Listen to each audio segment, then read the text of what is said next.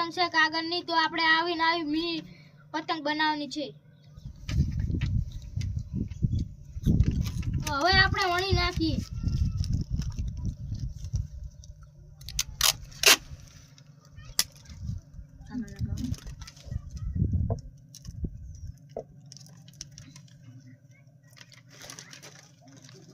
હવે આ બાજુ લગા આ વણીને વારીને અહીં લગાવી દેવાની, તો આપણે પતંગ બનીને તૈયાર થઈ જાય.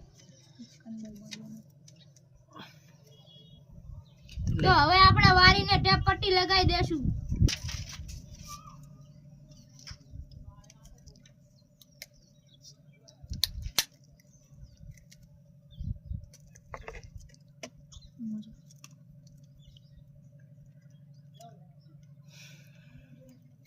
હવે આપણી પતંગ બનીને તૈયાર થઈ ગઈ છે.